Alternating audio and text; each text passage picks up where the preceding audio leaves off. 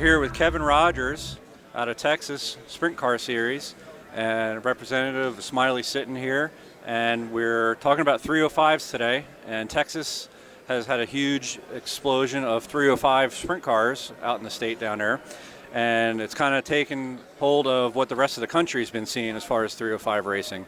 It's kind of got really popular in the East Coast, Pennsylvania, New Jersey, real stronghold out in the Midwest, Knoxville. Now it's worked its down into Texas with the expanse of tracks they have down there, and it's been able to afford the 8 to 5 worker throughout the week to go have fun and drive a World of Outlaw level car, but a little less horsepower. And it's really kind of taken off as far as car ownership and field numbers, and Kevin's going to elaborate on what he's seen in the past and where they're headed with it. Well, thanks for having us here today. Yeah, it's been great to watch the growth of the Racesaver program down there. You're seeing guys that used to run sprint cars coming back to sprint cars, and the quality of the racing's good. The fans sure seem to enjoy it, but we started that deal about 11 years ago with 12 cars. There's a little over 300 in our immediate area now. Weekly racing, our traveling series, we run 15 shows a year or so, but we'll go to 10 or 11 venues, and so it's good for the fan base. It's good for everybody.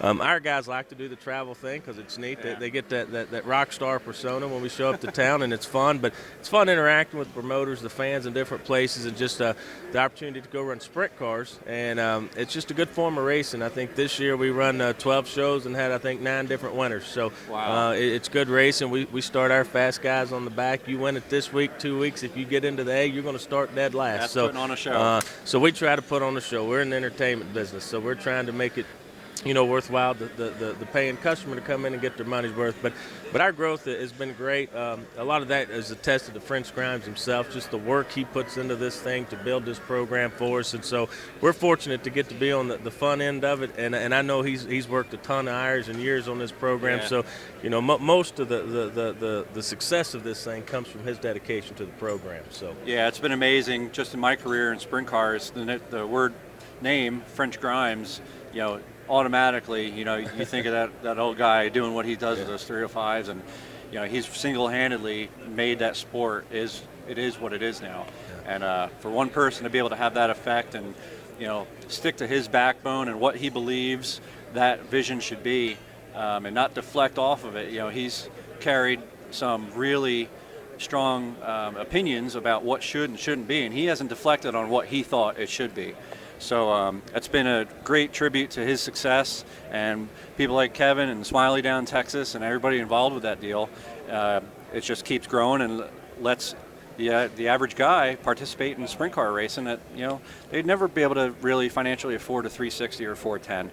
And the 305s is a great way to launch your career, if not have just that's what you're doing.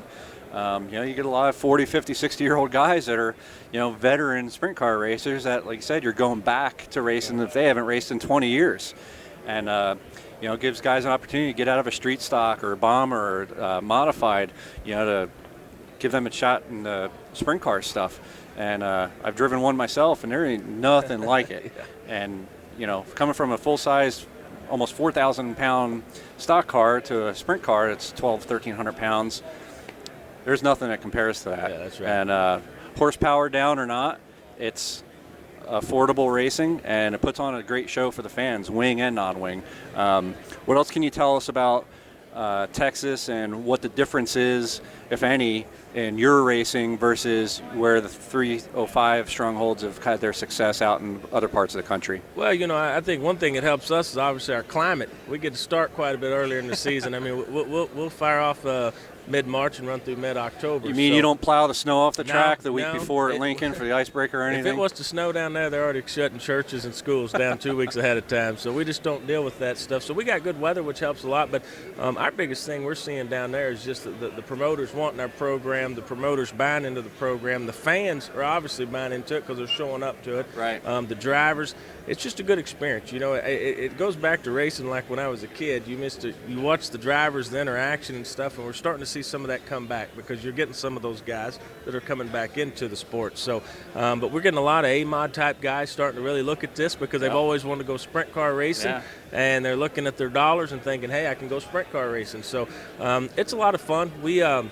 we just hustle the promotion side of it. That's really what we do. We're just marketing partners with our marketing partners, with our partner tracks, and obviously with IMCA and Racesaver. It's just a good program. It's I don't want to call it dummy proof, but they've laid such a good foundation. It just works. And they've stuck to it. There's always opinions from other people, and French is, like I said, held his backbone and has not deflected on what he thinks should be. And that's led to obvious success down in Texas as well as the rest of the country. Any new stuff happening for this upcoming year, changes in the programs, any new announcements? No, we're going to run a similar format. We have picked up some new marketing partners. Sunoco is going to be the official race fuel of the series this year. Obviously, Keizer Wheels is coming back on board with us. Been a great partner since we started. Smiley's Racing Products, Hoosier Tire Southwest. The list goes on and on.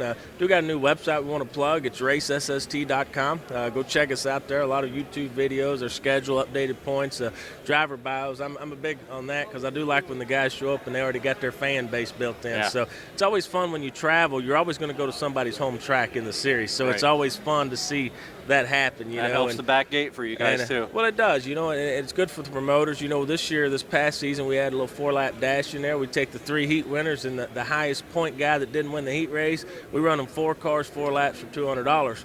The winner of that deal gets out, pulls out a number, gives $100 to the fan, keeps $100. Some of our best races this year have been them 4-lap dashes because they want to win. You know how it is. That's better than the 50-50. That's right. You get out there and race. Everybody's like, we're just going to go out there and have a good time. Well, they're wanting to win. Anytime you buckle in and there's something they're racing for, they're going to go out there and try to win. So it's just it's good, respectful racing.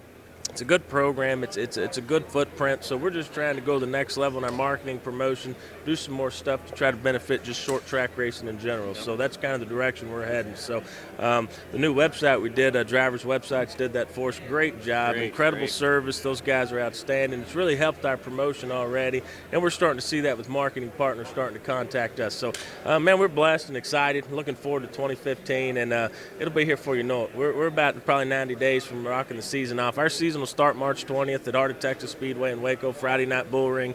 Great place. The guys down there do a great job, and then we'll rock and roll every other weekend through the course of the year and just put on shows everywhere we go, and hopefully the fans and everybody likes the product. So March 20th, you guys are really in competition there with Pennsylvania. They usually try to push off early March there, and like I said, they're plowing the snow off the track. And luckily you guys don't have that problem, and it's funny. Make it nice for the fans. Starting March 20th, we got racetracks that actually start racing second weekend of February down there. It's crazy. Wow, so that's good. The last race of the year was last weekend in Corpus Christi in that area. So they run pretty much second weekend of February to the first weekend of December. You could race every weekend somewhere. So it's crazy. I don't know how they do it. I wished I was young and could still do it myself, but it's just not as easy as it is. But man, we appreciate the opportunity to be here with you guys, and thanks for this opportunity to promote what we're doing. And again, thanks Keizer Wheels for all they're doing for our sport. Thanks for your support. That's what it's all about. And you guys are out in this great state of Texas. Be sure to look up Texas Sprint Car Series and go have fun. Thank you.